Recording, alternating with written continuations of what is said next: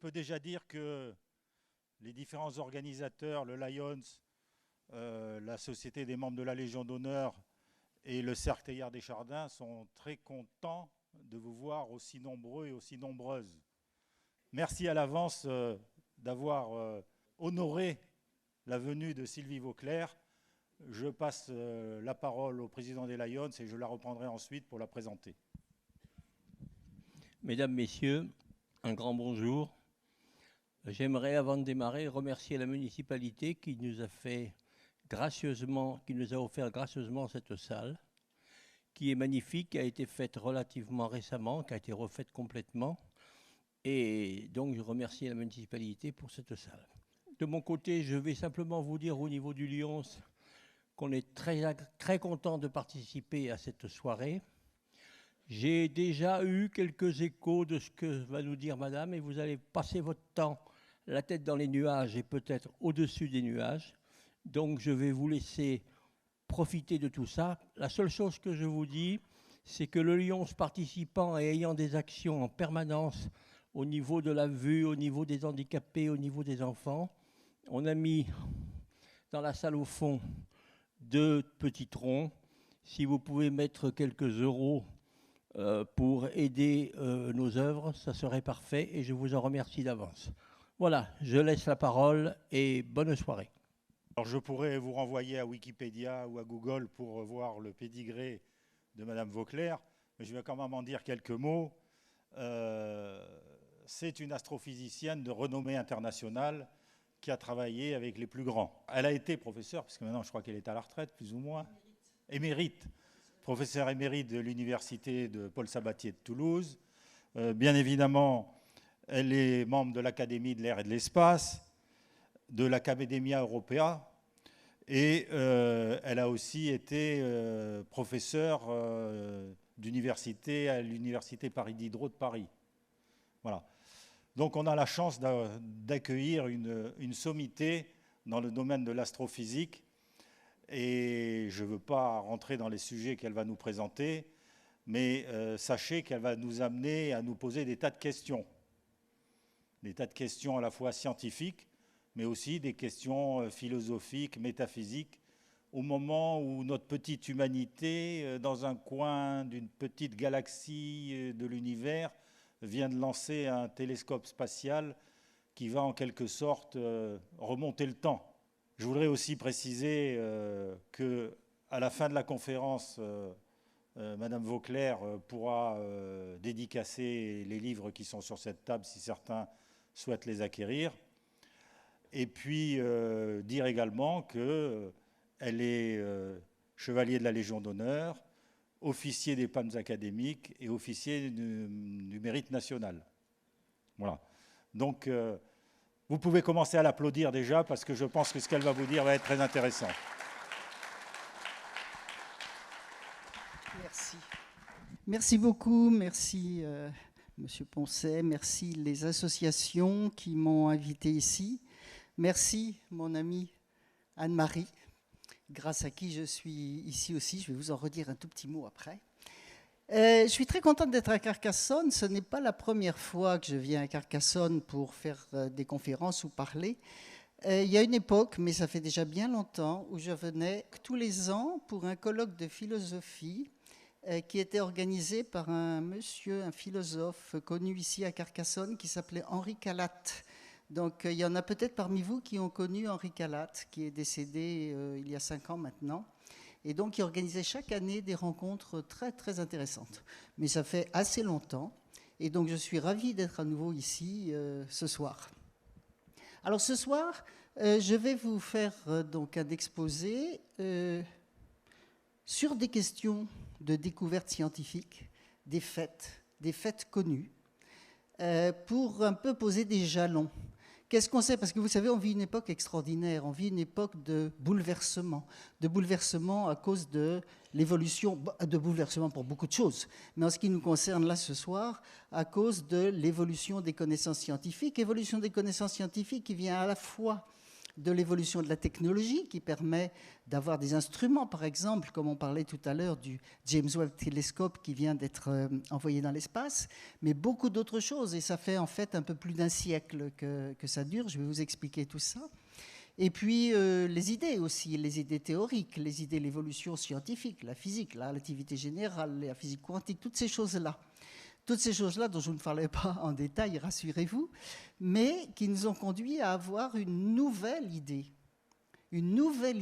de ce qu'est l'univers dans lequel nous vivons, dont nous sommes issus, parce que nous venons, en tout cas nos corps, les corps dont nous sommes faits, nos corps viennent, les éléments qui sont à l'intérieur de nos corps viennent des étoiles.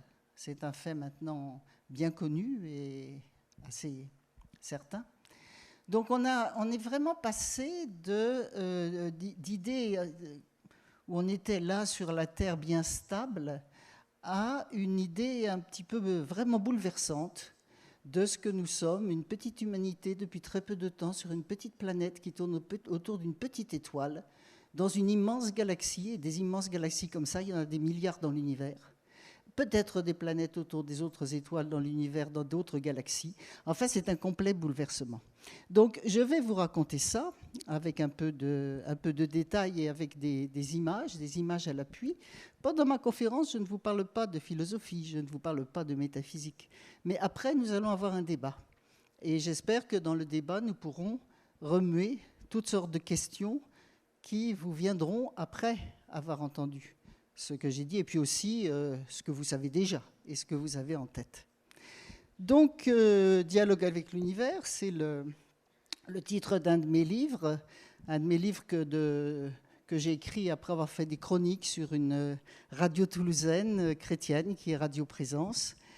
Et donc, il y a d'autres aussi ouvrages. Donc, j'ai pris ce titre, c'est mon amie Anne-Marie qui m'a proposé ce titre. Et je vais vous dire un secret. Alors, vous me promettez, vous ne le répéterez pas. Hein. C'est vraiment, vraiment un secret. Et la personne concernée n'est pas au courant. Enfin, si, elle est au courant, mais pas que je vais vous le dire. C'est que Anne-Marie, en fait, on se connaît depuis 65 ans.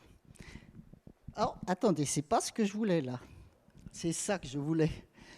Une image 1958.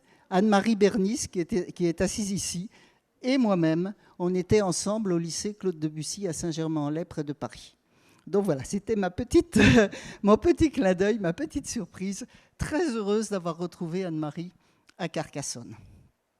Donc voilà, nous vivons une époque extraordinaire. Alors j'ai beaucoup de choses à dire par rapport à cette évolution des connaissances depuis un peu plus d'un siècle. On peut penser aux questions des transports. Alors, les questions des transports, vous imaginez qu'il y a très longtemps, on dit à peu près 3500 ans avant Jésus-Christ, les êtres préhistoriques, hommes et femmes, ont découvert le cheval. Enfin, ils ont découvert qu'ils pouvaient utiliser le cheval pour se déplacer plus vite que d'aller à pied. 3000 ans avant Jésus-Christ, l'utilisation du cheval comme moyen de transport principal a duré jusque quand? Depuis 3000 ans avant Jésus-Christ, jusqu'à la fin du 19e siècle. Vous imaginez ça?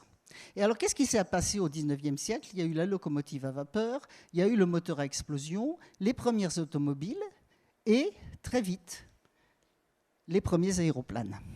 Donc, les premiers aéroplanes, alors là, vous en avez deux. Vous avez l'avion 3 de Clément Ader, le premier, je crois, qui a volé. C'est Clément Ader, qui est donc un aviateur français, qui a donné le nom avion. Le nom avion vient de lui. Et puis les frères Wright, des Américains, qui ont fait des choses aussi pour voler à peu près au même moment et qui ont amené leur aéronef en France aussi pour le faire voler.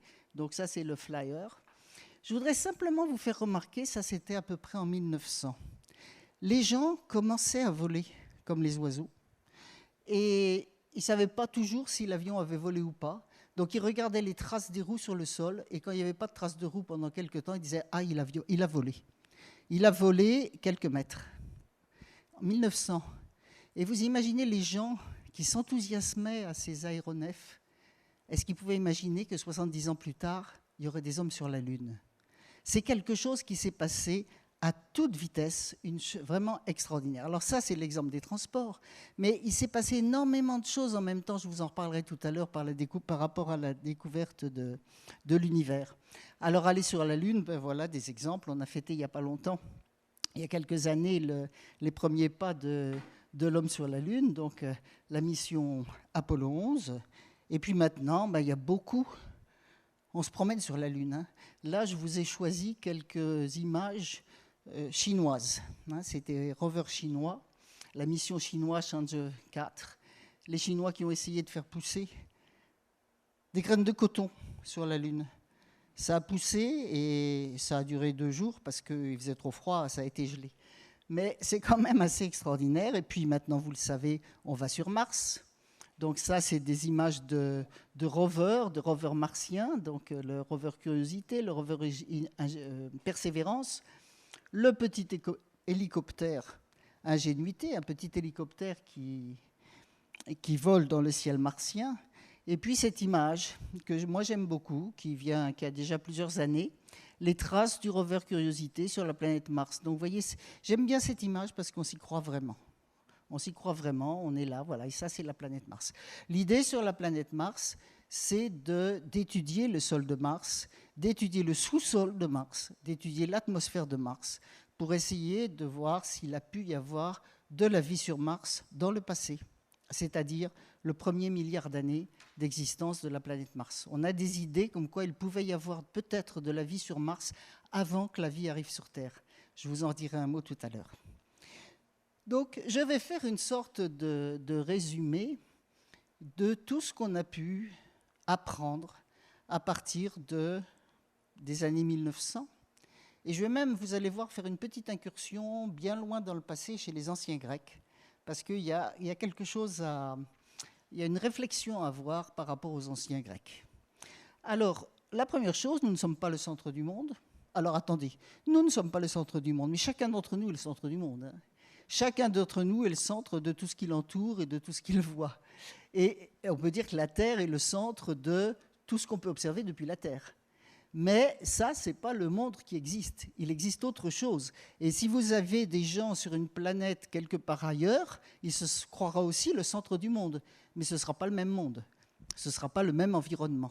Donc nous ne sommes pas le centre du monde. La Terre est une petite planète et nous pouvons la voir depuis l'espace. Alors ça, c'est quelque chose d'assez fabuleux, d'assez enthousiasmant. Le fait d'aller dans l'espace, donc depuis maintenant, ça fait combien? Ça fait 70 ans. Le fait de pouvoir aller dans l'espace, bon, c'est très important pour les êtres humains parce que c'est une évolution. C'est important parce que quand on envoie des choses dans l'espace, des instruments dans l'espace, des satellites, on peut étudier la Terre. Et vous savez qu'il y a beaucoup d'importance, je veux dire, de toutes sortes, sur ce qu'on appelle la télédétection, l'étude de la Terre à partir de satellites. Il y a la question des télécommunications aussi. Et puis, il y a le fait que quand on envoie un instrument dans l'espace, on peut voir l'univers, étudier l'univers. Le mot « voir » est exagéré, mais étudier l'univers d'une façon beaucoup plus précise que ce qu'on peut faire depuis la Terre. Et pourquoi? C'est parce qu'au-dessus de nous, sur la Terre, on a l'atmosphère. Et l'atmosphère qui est vraiment fondamentale pour nous, parce que sans l'atmosphère terrestre, on ne pourrait pas exister. L'atmosphère nous protège des rayonnements nocifs qui viennent du ciel. Ça, c'est important. Mais si on va au-delà de l'atmosphère, on peut justement observer le ciel dans tous ces rayonnements qui n'arrivent pas jusqu'au sol. Et ça nous apporte beaucoup d'informations. Et puis aussi, l'atmosphère, vous savez, elle bouge tout le temps. Il y a des vents, il y a des tourbillons. Les étoiles scintillent. Pourquoi est-ce qu'on voit les étoiles scintiller dans le ciel la nuit? C'est pas à cause d'un scintillement des étoiles elles-mêmes. C'est parce que le rayonnement des étoiles traverse l'atmosphère terrestre avant d'arriver à nous et traverse des couches d'air qui bougent, donc ça fait un scintillement. Alors si vous avez un scintillement, c'est comme si vous voulez prendre des images avec des pauses longues, et on veut faire des pauses longues pour pouvoir bien étudier le ciel. Si vous faites ça depuis la Terre, c'est un petit peu comme si vous prenez un portrait de quelqu'un qui bouge tout le temps. Ça ne va pas bien. Alors, je ne vais pas rentrer dans tous les détails. Les astronomes ont bien des ressources. Ils ont imaginé maintenant des logiciels particuliers pour corriger ces effets de vibration dus à l'atmosphère. On appelle ça l'optique adaptative. Mais si vous allez dans l'espace, ça scintille plus. Et là, on peut faire des pauses très, très, très longues.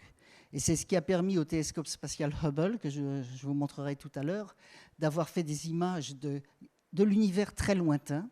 Et c'est ce qui va permettre au James Webb Space Telescope de faire la même chose, mais beaucoup plus loin et avec beaucoup plus de lumière, parce qu'il a un miroir beaucoup plus grand. Donc l'importance d'aller dans l'espace, elle est assez multiple. Et puis, pour nous, ce qui est intéressant, c'est que quand on envoie des sondes spatiales, par exemple des sondes qui vont visiter d'autres planètes, ces sondes, elles ont des caméras à bord. Et ces caméras, elles peuvent retourner vers nous. Donc on peut se voir, nous, enfin, pas les êtres humains, mais la Terre, de loin, de très très loin.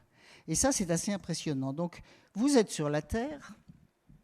Ça, c'est une image que tout le monde connaît maintenant. Hein. On a bien l'habitude. Il suffit de regarder la météo. Enfin, on connaît bien. Donc, on est quelque part une petite planète autour du système solaire.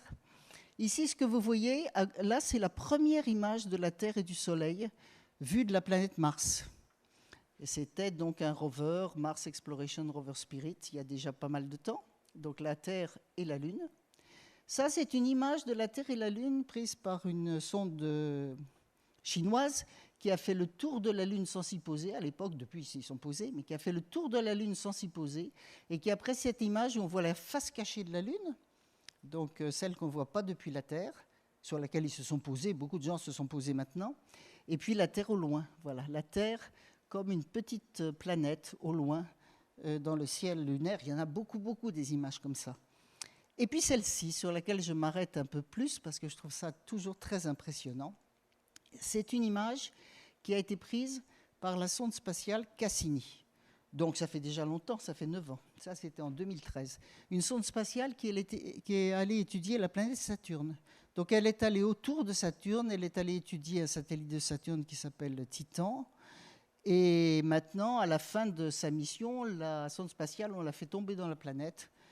Donc elle a fini sa vie, une sorte de suicide de la sonde spatiale. Mais avant ça, donc elle avait ses caméras à bord. Et là, l'image que vous voyez, c'est une image comme si vous étiez vous-même dans la sonde spatiale. Donc vous êtes là, vous êtes à côté de Saturne. Donc ça, c'est la planète Saturne. Elle est noire parce que le Soleil est derrière. On voit d'ailleurs qu'il y a un liseré, là, le Soleil est derrière. On voit les anneaux de Saturne, hein, qui sont des particules qui tournent autour de la planète Saturne. On voit beaucoup d'anneaux là, des anneaux un peu plus fins là. On voit quelques étoiles dans le loin et dans le lointain. Et là, ce que vous voyez ici, c'est la Terre. Donc, c'est c'est pas la première image. Il y en avait eu d'autres avant. Mais c'est quand même une des images, je trouve, les plus impressionnantes de la Terre vue d'une autre planète. De la Terre, petit point bleu dans l'espace. D'ailleurs, à partir de là, c'est devenu la Terre, Little Blue Dot. Nous sommes là, voilà. Donc c'est vraiment quelque chose déjà une chose dont on doit se pénétrer. Nous sommes là. Alors je vais revenir un petit peu maintenant dans l'Antiquité, parce que c'est intéressant de réfléchir à toutes ces représentations de la Terre que les gens pouvaient avoir. Là, maintenant, ce que je vous montre, c'est de la réalité scientifique. Mais avant, donc, il y avait toutes sortes d'idées par rapport à ce qu'est la Terre et ce que sont les planètes. Alors là, je reviens un petit peu aux philosophes grecs et latins, avec quelques noms de philosophes connus. Ici, ça vous gêne, la table, là ? Quelques noms de philosophes connus avec des dates. Donc, quand on apprend en général dans les écoles, je pense qu'on dit encore ça maintenant, que dans le passé, les gens pensaient que la Terre était centre du monde et que les planètes tournaient autour de la Terre. Et qu'il a fallu attendre 1600 à peu près, enfin l'époque de Copernic, Nicolas Copernic, Galilée, Giordano Bruno aussi, qui est mort brûlé vif à Rome pour ses idées. Il a fallu attendre cette période-là pour accepter, pas tout de suite, hein, puisque vous savez quel problème Galilée a eu avec l'Église, accepter que la Terre est une planète comme les autres qui tourne autour du Soleil. On apprend ça. C'est pas exact. C'est pas exact. C'est vrai que Copernic a beaucoup travaillé, c'est vrai que Copernic a fait des calculs et c'est vrai qu'il a écrit un livre sur ce sujet. Mais si on revient aux anciens Grecs, je vais vous en parler un petit peu parce que ça me semble très important par rapport à la manière dont se fait l'évolution des connaissances. L'évolution des connaissances compte tenu des idées préalables qu'on a. Donc ça, je commence par l'image ici. C'est l'image qu'on pouvait se représenter donc d'une manière générale, mais je vais y revenir. La Terre au centre du monde, la Terre fixe. Les éléments, vous savez, il y avait 4 éléments dans le passé d'Aristote, c'est-à-dire la terre, l'eau, l'air, le feu. Donc tout ça là. Ensuite, qu'est-ce qu'il y avait? Les gens à l'époque, sans avoir d'instruments, ils n'avaient pas d'instruments d'observation, c'était juste à l'œil, ils connaissaient 5 planètes. Et c'est les 5 planètes qu'on peut connaître, qu'on peut voir à l'œil nu.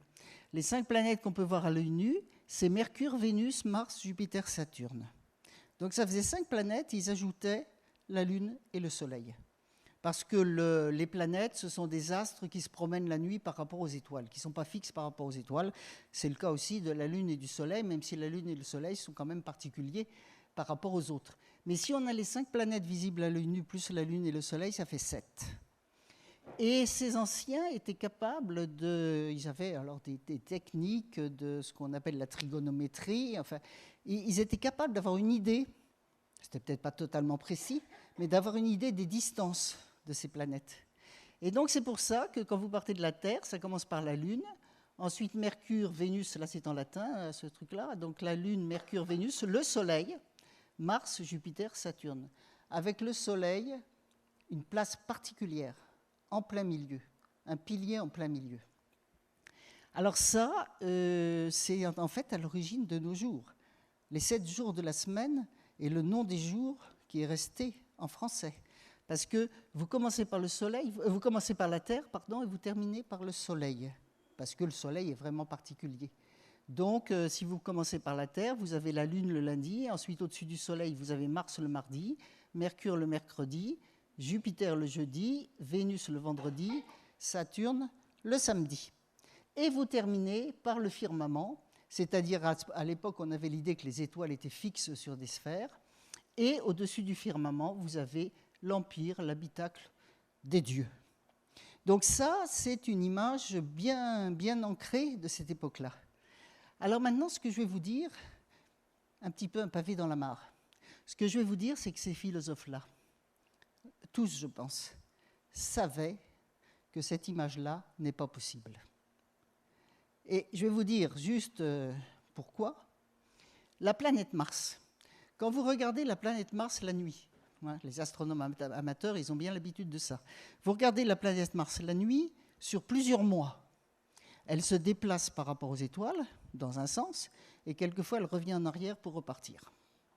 Alors ce petit mouvement de recul de la planète Mars pour le repartir, impossible si la planète Mars tourne autour de la Terre d'un mouvement circulaire uniforme. Et il n'y a pas besoin d'instruments pour ça, il n'y a pas besoin de lunettes. Donc ils le savaient, ces gens-là. Il y a Mercure et Vénus, vous les voyez le soir, juste après le coucher du soleil, ou bien le matin, juste avant le lever du soleil. Pourquoi est-ce que vous ne les voyez pas au milieu de la nuit, comme vous voyez Jupiter au milieu de la nuit? Pourquoi est-ce que Mercure et Vénus, vous ne les voyez pas au milieu de la nuit? Donc il y avait quelque chose qui clochait. Et ce quelque chose qui clochait, je ne vais pas y passer des heures, mais là c'est un petit peu de la philosophie, je vous dis, je ne vous parlerai pas de philosophie, c'est un petit peu de la philosophie quand même. Philolaos de Crotone, 400 ans avant Jésus-Christ, il avait déjà l'idée que la Terre était une planète. La Terre était une planète qui ne tournait pas autour du Soleil, qui tournait autour d'un feu central. Et tout tournait autour de ce feu central. Voilà, c'était une idée. Ça marchait pas bien, mais enfin, c'était quand même une idée. De Terre-planète, si longtemps avant Jésus-Christ. Après, on a Démocrite, c'est autre chose. C'est lui qui est à l'origine de la théorie des atomes, qu'on est fait d'atomes. Ensuite, vous pouvez remonter, je vous en parlerai des autres, mais Aristarque de Samos. Eh bien, Aristarque de Samos avait l'idée que la Terre tournait autour du Soleil comme les autres planètes. Et ça, c'était 300 avant Jésus-Christ. Donc, vous voyez, qu'est-ce qui s'est passé? Pourquoi ça n'a pas marché? Ces gens-là avaient cette idée-là, ces philosophes, mais on ne pouvait pas s'y habituer. Les êtres humains, ils ne pouvaient pas accepter ça. C'était trop contraire à leurs idées de la vie de tous les jours.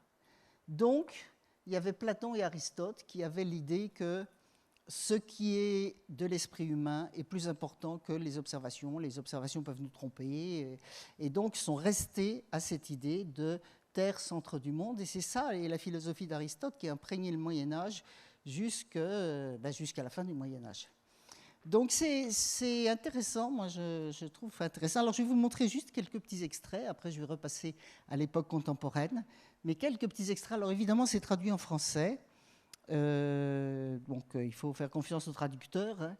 Mais ça c'est dans un livre d'Archimède qui s'appelle l'Arénaire, et il dit, d'après ce qui est dit par Aristarque de Samos, le monde serait beaucoup plus grand que nous venons de le dire, car il suppose que les étoiles et le soleil sont immobiles, que la Terre tourne autour du soleil comme centre. Vous avez ici Épicure, là dans sa lettre à Hérodote. Ce n'est pas seulement le nombre des atomes, c'est celui des mondes qui est infini dans l'univers. Il y a un nombre infini de mondes semblables aux nôtres et un nombre infini de mondes différents. Ça, c'était à peu près 300 avant Jésus-Christ. Et là, Lucrèce, nulle part, en aucun sens, à droite ni à gauche, en haut ni en bas, l'univers n'a de limite. Si donc de toutes parts s'étend un libre espace sans limite, si des germes innombrables multipliés à l'infini voltigent de 1000 façons et de toute éternité, est-il possible de croire que notre globe et notre firmament aient été seuls créés, et qu'au-delà, il n'y ait quasi-veté pour la multitude des atomes? Le ciel et la terre, le soleil, la lune, la mer et tout ce qui vit, loin d'être uniques de leur sorte, existent au contraire en nombre infini. Donc en fait, il y avait beaucoup de discussions à l'époque chez les anciens Grecs. Ceux qui ont gagné, c'est Platon et Aristote. C'est ceux qui pensaient la Terre au centre du monde. Mais, petite parenthèse, je ne pense pas que les autres, Aristarque de Samos par exemple, les gens n'étaient pas d'accord avec lui peut-être, mais je ne pense pas qu'il ait trop souffert, alors que Giordano Bruno a été brûlé vif pour ce genre d'idées. Donc ça, c'est juste une remarque, ma seule remarque probablement philosophique avant le débat qui va venir tout à l'heure. Alors revenons à l'époque actuelle. Nous savons que l'univers est immense, qu'il n'a pas toujours existé et que l'humanité existe depuis très peu de temps. Alors ça a commencé au début, le premier quart du XXe siècle. Ici, vous avez un astronome, Edwin Hubble. Edwin Hubble qui observe au télescope de 2,50 m de diamètre du mont Wilson, près de Los Angeles, en Californie. C'est Hubble qui a fait construire ce télescope. Et avec ce télescope, Hubble a découvert beaucoup de choses. En particulier, il a découvert, avant Hubble, on voyait dans le ciel des étoiles et des taches.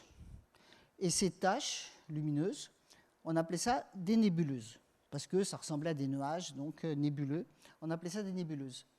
Hubble, en observant ces nébuleuses, entre guillemets, avec ce premier grand télescope de l'ère moderne, 2,50 m, ici, 100 pouces, il a commencé à voir que certaines de ces nébuleuses, en fait, ce n'étaient pas des nuages de gaz, mais qu'on voyait plein de petites étoiles dedans.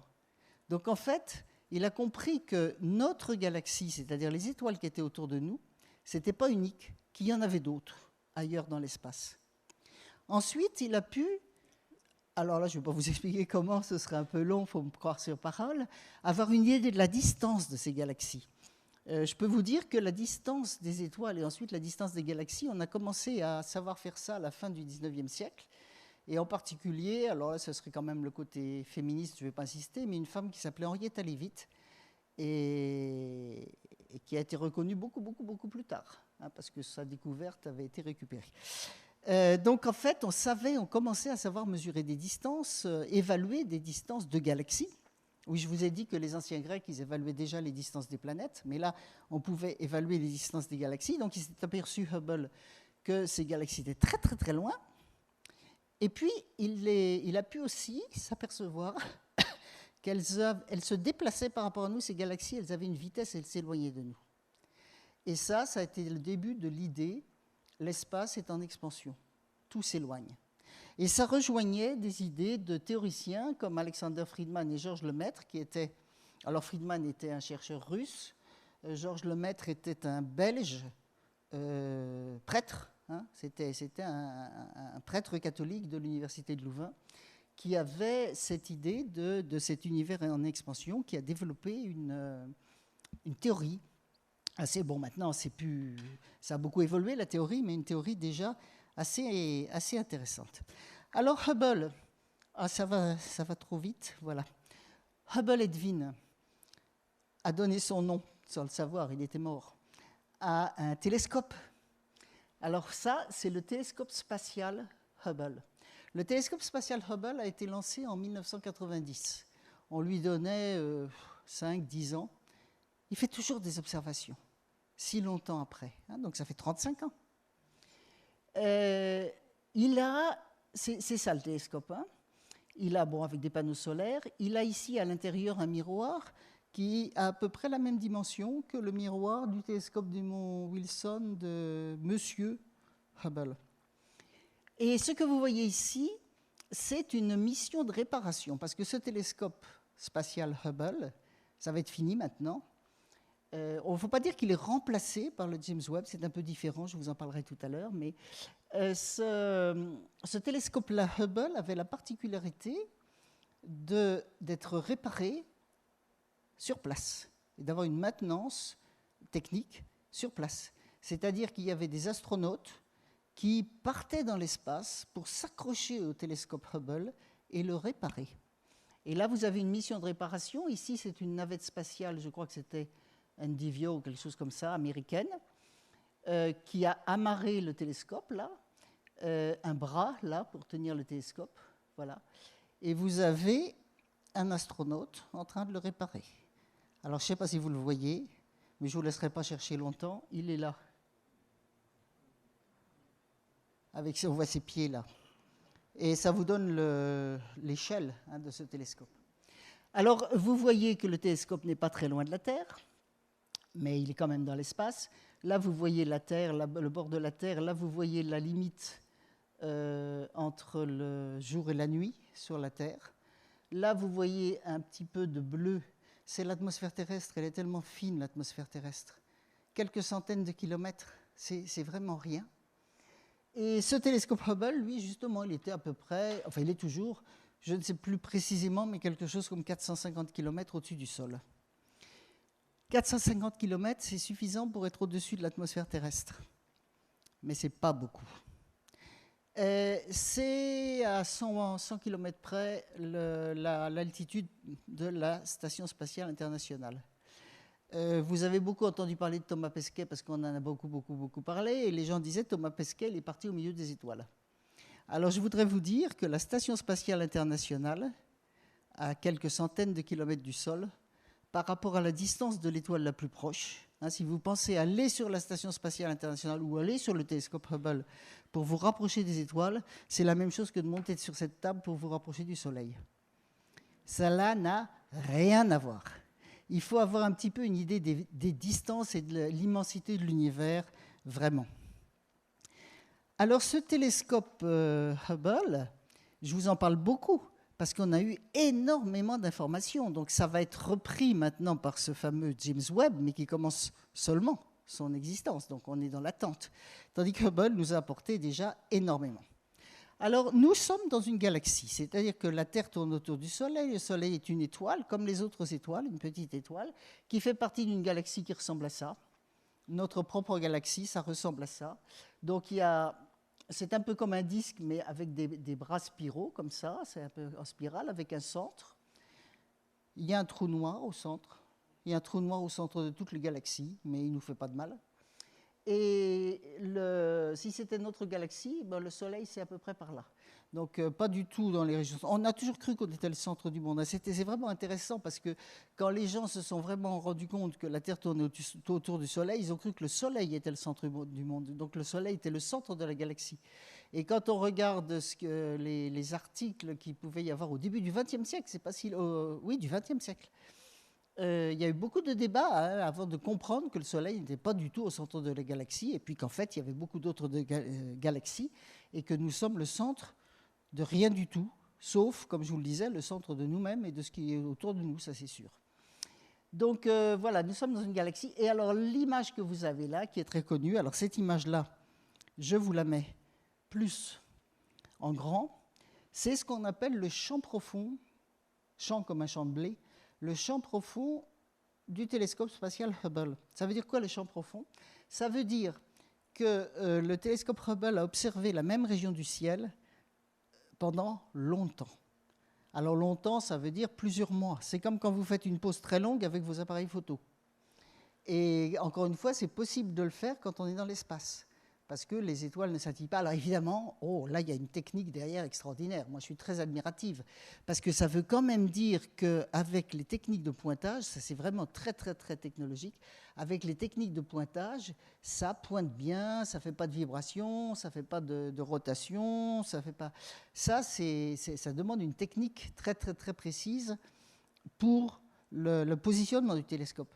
Mais une fois que le positionnement du télescope est bien fixé et qu'il suit aussi, enfin c'est très, très compliqué, il peut faire des pauses comme ça extrêmement longues. Alors ça, c'est vraiment le ciel tel que vous pourriez le voir la nuit entre les étoiles si vous aviez la capacité de voir très, très, très, très loin.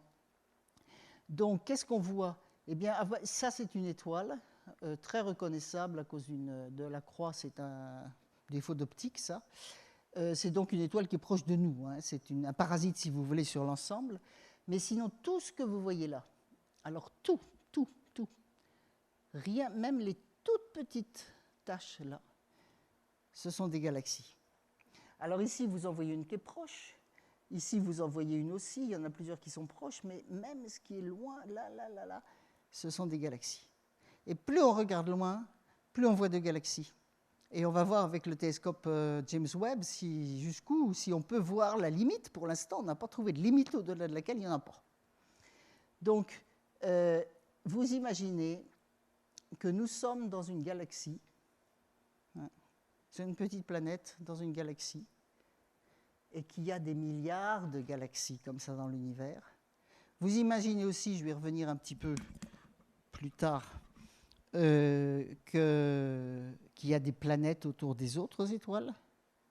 Il y a 200 milliards d'étoiles dans notre galaxie, et vous avez des milliards de galaxies qui peuvent avoir 200 milliards d'étoiles, beaucoup de planètes aussi. Ça fait un peu un vertige. Je vous parlais de bouleversement, ça fait un petit peu un vertige. Alors, ce n'est pas tout à fait fini. C'est que quand on regarde le ciel, quand on regarde n'importe quoi, on ne voit jamais les choses comme elles sont au moment où on les regarde.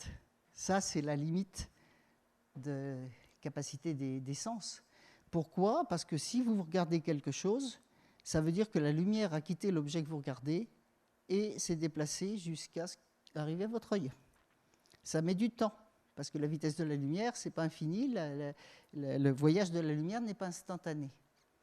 Et donc là, sur Terre, ce n'est pas important. Mais la première étoile, je vous parlais de la première étoile tout à l'heure, elle est déjà à 4,4 années-lumière. Ça veut dire que la lumière met 4,4 ans pour nous parvenir. Le Soleil, 8 minutes. La Lune, 1 seconde. Ça, c'est assez près. Les planètes, quelques heures. Mais quand vous commencez à regarder des galaxies lointaines, comme ça commence à être des milliards d'années. Et plus vous regardez loin, plus la galaxie est loin, plus vous la voyez dans le passé. Donc ça veut dire que les galaxies très lointaines que vous les voyez là, il y en a que vous voyez jusqu'à 10 milliards d'années-lumière. Ça veut dire que vous les voyez telles qu'elles étaient il y a 10 milliards d'années. Et les galaxies les plus proches, ça fait moins longtemps. Donc quand vous voyez une image comme ça, vous voyez une image de profondeur géométrique des galaxies très très très lointaines et dans le temps aussi.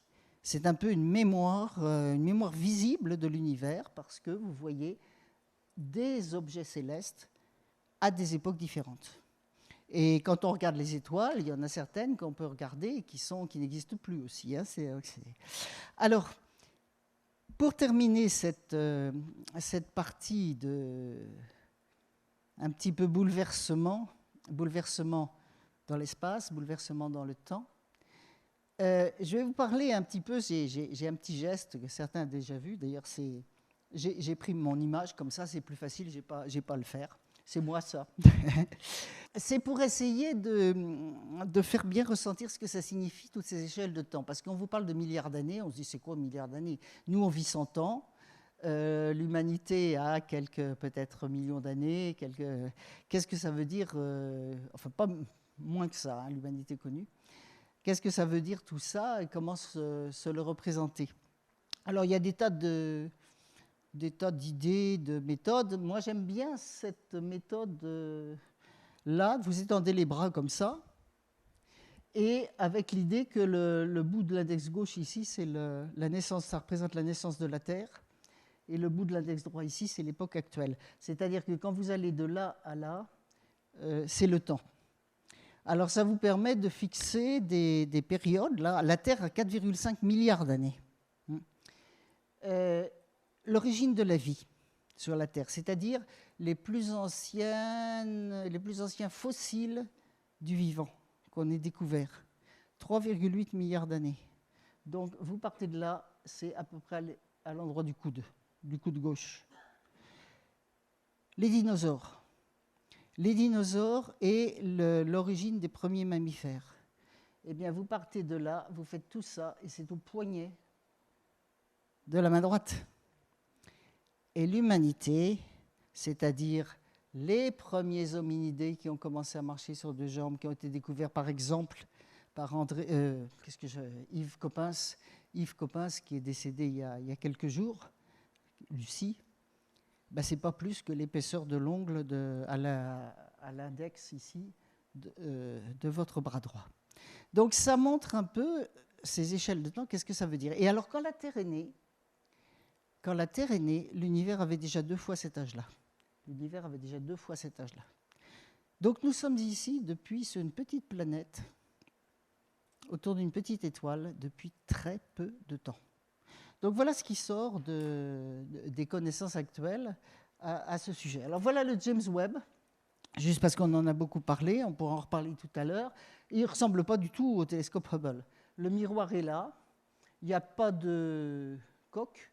Ça, c'est un grand miroir mosaïque qui reçoit, il n'est pas jaune comme ça, je pense, hein, c'est l'image, qui reçoit le rayonnement qui vient du ciel et qui le rassemble ici sur un petit miroir. Ça, ici, c'est une espèce de tapis. Ce n'est pas comme un tapis de sorcière, non. C'est une protection.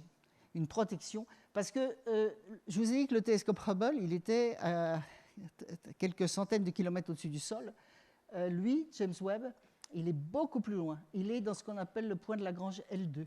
Alors, qu'est-ce que c'est que le point de Lagrange L2? Vous avez le Soleil, vous avez la Terre, et c'est un point qui est placé de telle manière que quand la Terre tourne autour du Soleil, ben le point il tourne avec. Donc ça veut dire que vous êtes toujours, ce télescope, il a toujours la Terre entre lui et le Soleil. Voilà. Et donc c'est stratégique. Il y a déjà pas mal d'instruments à cet endroit-là d'ailleurs. Et donc on attend, on va voir tout ce qui va pouvoir se passer. Mais ça c'est une comparaison avec le Hubble. Donc le miroir est... Je crois que c'est 6,5 mètres, alors que Hubble, c'était 2,5 mètres.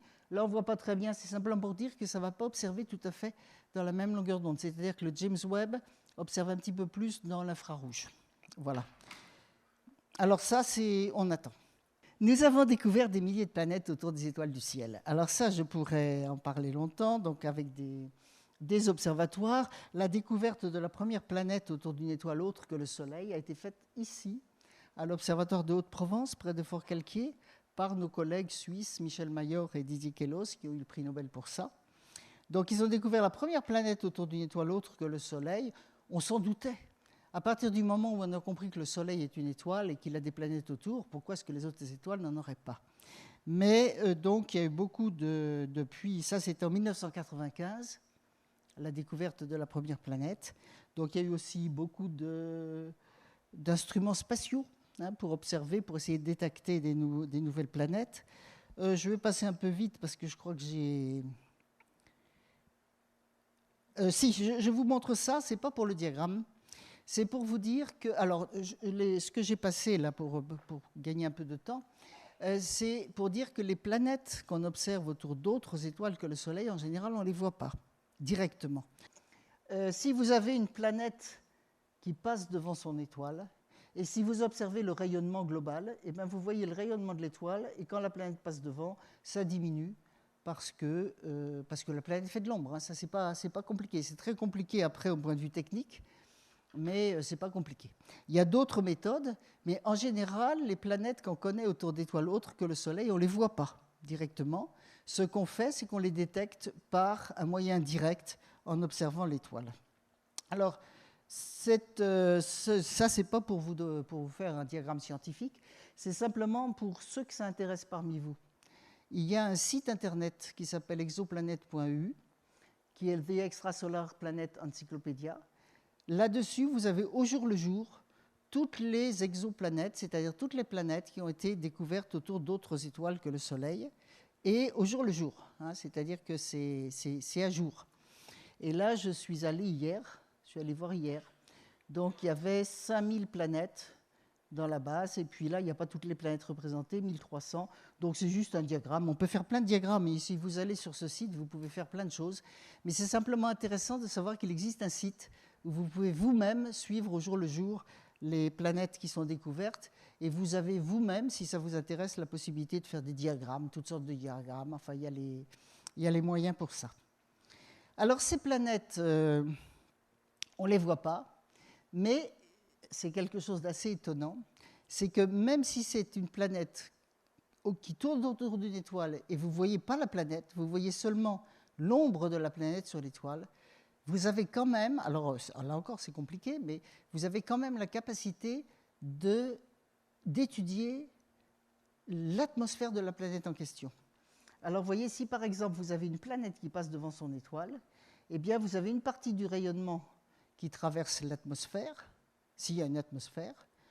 C'est délicat, c'est une petite partie du rayonnement, mais les astrophysiciens sont capables de l'étudier et de trouver la composition chimique de l'atmosphère en question. Et si vous trouvez qu'il y a des molécules typiques d'atmosphère de planète, ça ne vient certainement pas de l'étoile, ça vient de la planète. Donc les gens cherchent, parce qu'évidemment, le but maintenant, et qui est un but vraiment, vraiment scientifique, hein, on n'est plus dans la science-fiction, même si j'ai rien contre la science-fiction, mais là c'est vraiment scientifique. Est-ce qu'il existe d'autres vies ailleurs dans l'univers? Et donc les gens cherchent ce qu'on appelle des biomarqueurs. Et des biomarqueurs, c'est la manière dont l'atmosphère d'une planète est transformée chimiquement quand il y a de la vie. Alors par exemple, si vous regardez l'atmosphère de la Terre de loin, vous voyez qu'il y a du gaz carbonique, il y a plein de choses, hein, mais entre autres du gaz carbonique, de la vapeur d'eau, de l'ozone. Et l'ozone, très important, l'ozone, on pense, est très lié à la vie. Il a fallu qu'il y ait de l'ozone dans l'atmosphère pour que la vie puisse exister, et inversement, la vie des plantes a fabriqué de l'oxygène, qui aussi a fabriqué de l'ozone. Donc il y a tout un cycle, là on pourra en parler longtemps parce que je trouve ça fascinant, tout un cycle sur la Terre qui a conduit à la possibilité de vie telle qu'on la connaît. Donc voilà, on cherche des biomarqueurs. Si vous regardez l'atmosphère de Vénus, par exemple, vous trouvez du gaz carbonique, mais pas d'ozone, et pas de vapeur d'eau non plus. Et puis ça, c'est si la planète passe derrière son étoile, on peut aussi faire des observations. Donc c'est pour vous faire toucher un petit peu du doigt ce que c'est que la démarche scientifique, parce qu'après on va parler d'autres choses, on va parler des répercussions sur la pensée humaine, enfin tout ça j'imagine pendant le débat. Donc voilà, ça m'importe de montrer ce qu'il y a de solide dans ce que je dis. Alors je vais aller assez vite là. Nous avons découvert comment naissent et meurent les étoiles. Alors les étoiles naissent dans des grands nuages de gaz, ça ce sont des nébuleuses. Je vous ai parlé tout à l'heure Edwin Hubble, qui a fait la différence entre les vraies nébuleuses, nuages de gaz, et puis des galaxies lointaines. Donc là, vous avez des nébuleuses dans lesquelles se forment des nouvelles étoiles. Donc les nébuleuses, ce sont des nuages de gaz qui sont dans la galaxie, il y a des étoiles dedans, autour, et c'est très mouvementé. C'est très mouvementé, il y a des contractions de gaz, il y a des ondes là-dedans, il y a des ondes de choc, il y a toutes sortes de choses. Il y a des étoiles qui explosent à la fin de leur vie, ça fait des ondes de choc. Donc il se passe des tas de choses. Ça, c'est une autre en infrarouge, donc c'est des fausses couleurs. Je vais vous parler un tout petit peu de la nébuleuse d'Orion. Ici, vous avez une constellation qui s'appelle la constellation d'Orion, que les astronomes amateurs connaissent bien, qui est visible en ce moment dans le ciel la nuit.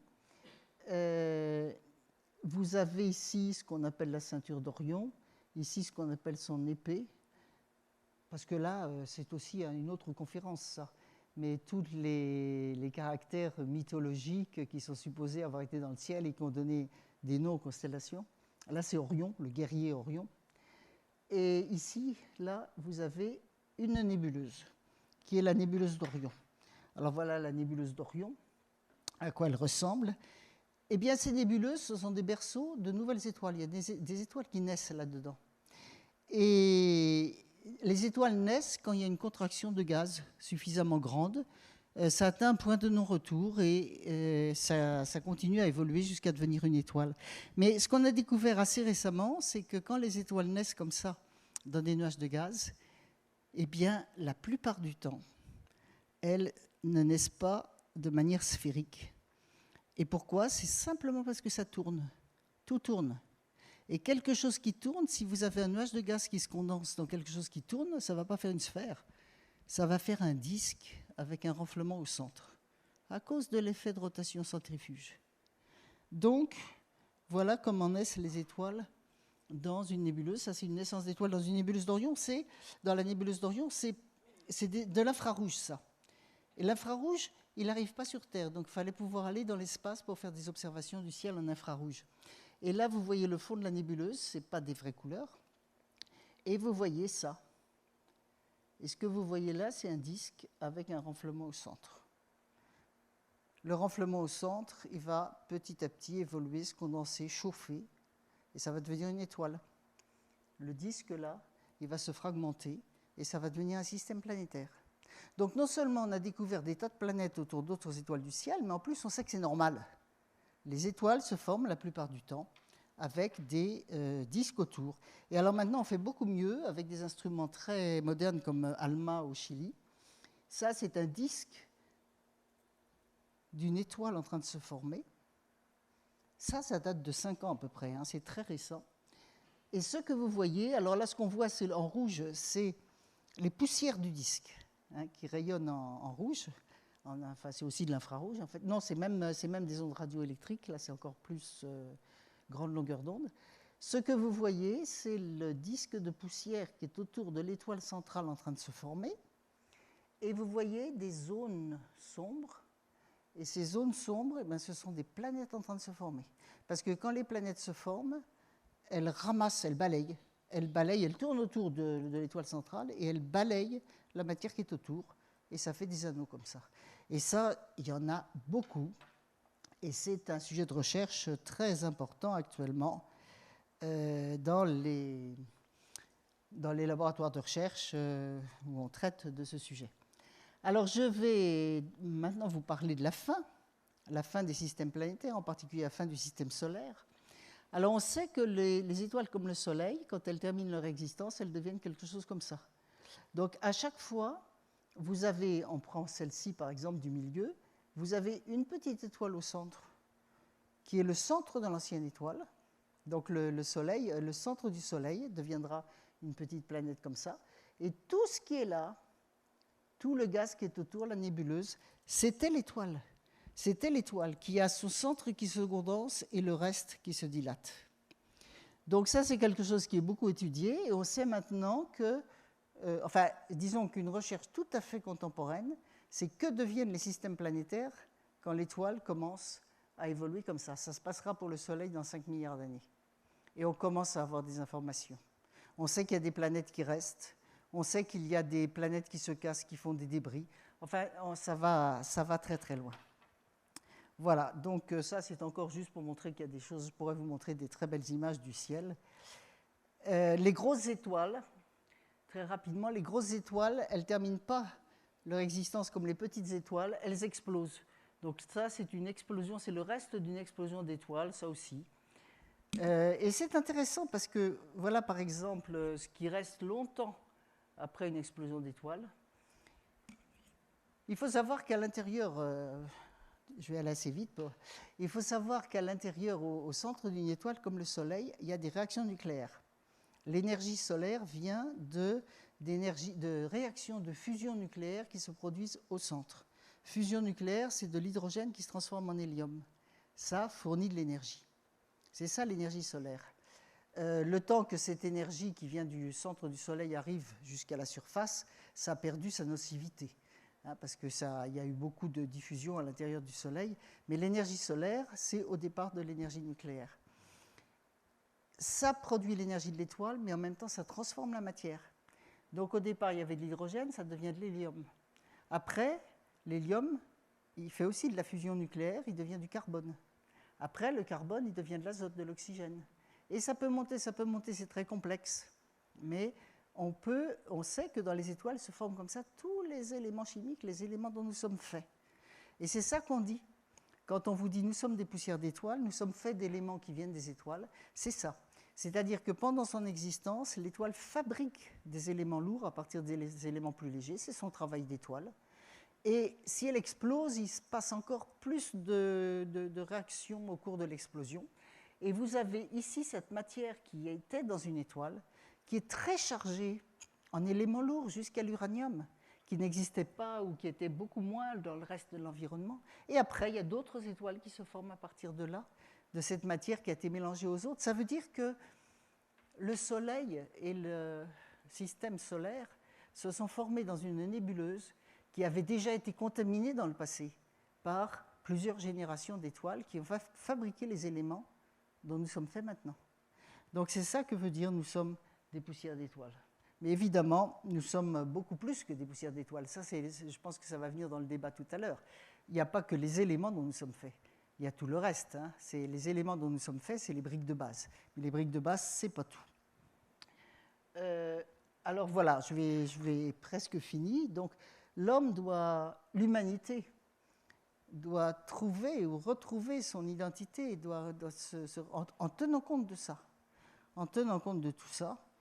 Petit brin d'ADN, simplement pour montrer que, c'est très schématique, mais que l'ADN, les éléments qui constituent ce qu'on appelle les bases azotées et ce qui sont les, ce qui est comptabilisé, ce qui est compté comme un langage dans le génome, ce sont des molécules à base d'hydrogène, oxygène, azote, carbone, phosphore et aussi soufre. Et donc il y a des gens qui nous appellent les schnops, parce que les schnops, c'est ces éléments-là, carbone, hydrogène, azote, oxygène, phosphore, soufre, sont des éléments qui constituent 97,25% du corps humain. Donc nous avons une grande partie de nous qui viennent des étoiles.